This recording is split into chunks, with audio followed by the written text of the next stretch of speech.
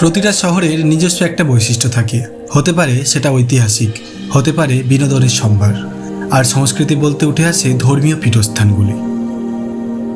আজ আমি আছি মেদিনীপুরের ঐতিহাসিক স্মৃতি বিজড়িত শহর তাম্রলিপ্ত, বর্তমানে যা তমলুক নামে পরিচিত। ঐতিহ্য ভ্রমণ কেন্দ্রের বিপুল সম্ভার নিয়ে দাঁড়িয়ে রয়েছে এই শহর। এক এক করে সমস্তটা নিজে এক্সপ্লোর করতে আজ এই শহরে।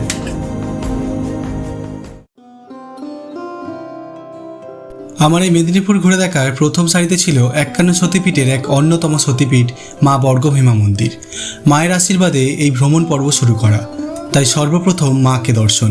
পৌরাণিক কাহিনী অনুসারে এই শহরেই পড়েছিল সীতার বাম পায়ের গোড়ালি, আর সেখানেই গড়ে উঠেছে তমলুকের প্রধান দেবী মা বর্গভীমার মন্দির। কয়েক হাজার বছর ধরে শক্তি স্বরূপিণী আদ্যাশক্তি মহামায়া রূপে দেবী বর্গভীমার আরাধনা চলে আসছে।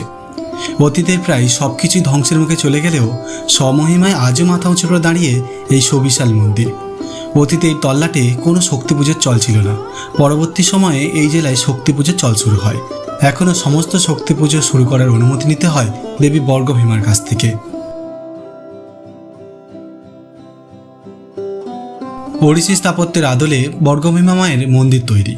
নিচ থেকে শুরু করে প্রায় 60 ফুট উঁচুতে বেশ কয়েকটা সিঁড়ির ধাপ পেরিয়ে মন্দিরের প্রধান তোরণ, যার সামনেই মায়ের মন্দির। প্রথম আসে অঞ্জলি দেওয়ার জায়গা, যেখানে মন্দিরের বিশেষ পুরোহিতের কাছে অনবরত চলছে মায়ের অঞ্জলি। তার পরের তোরণে মাকে দর্শন ও প্রণাম করার কক্ষ, যেখান থেকে স্বচক্ষে দেখা যায় মায়ের প্রেক্ষাগৃহ, কালো পাথরের তৈরি মায়ের মূর্তি।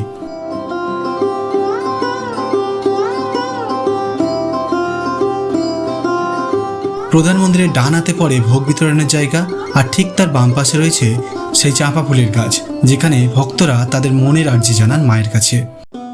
রয়েছে মন্দির সংলগ্ন এক পবিত্র কূপ এবং বিশ্রাম কক্ষ, যেখানে আয়োজিত হয় বিভিন্ন ধর্মীয় আচার অনুষ্ঠান। মন্দিরটি যেমনটা সুন্দর, তার পুরাণের গল্প তেমনই অলৌকিক। পুরাণে উল্লেখ রয়েছে দক্ষযজ্ঞে সতীর দেহত্যাগের পর বিষ্ণু সুদর্শন চক্রে খণ্ডিত হয়ে তার বাম পায়ের গোড়ালি এই স্থানে এসে পড়ে, আর সেই থেকেই 51 পীঠের অন্যতম পীঠ হিসেবে তমলুকে দেবী বর্গভীমা রূপে পূজিত হয়ে আসছেন। তবে প্রাচীন এই মন্দিরের বয়স কত তা অনুমান করা বেশ মুশকিল।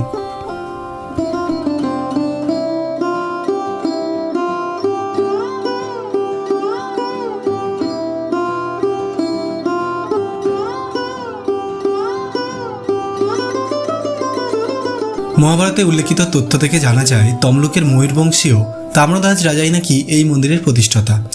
জনশ্রুতি আছে রাজার আদেশে সেই সময় রাজ পরিবারে রোজ জ্যান্ত শোল মাছ দিতে আসতেন এক দরিদ্র ধীবরপত্নী। শীত, গ্রীষ্ম কিংবা বর্ষা সারা বছর কীভাবে জ্যান্ত মাছের যোগান দেন, এই প্রশ্ন জাগে রাজার মনে। রাজা চেপে ধরতেই গোপন কথা ফাঁস হয়ে যায়। ধীবরপত্নী রাজাকে জানান জঙ্গল ঘেরা একটি কূপ থেকে জল ছিটিয়ে রোজ মরাশোলকে জ্যান্ত করে তিনি রাজ দরবারে হাজির করতেন। ধীবরপত্নীর কথা মতো ওই এলাকায় রাজা গিয়ে দেখতে পান উগ্রতারা রূপী দেবী বর্গভীমার মূর্তি, আর সেখানেই প্রতিষ্ঠিত হয় দেবী বর্গভীমার মন্দির।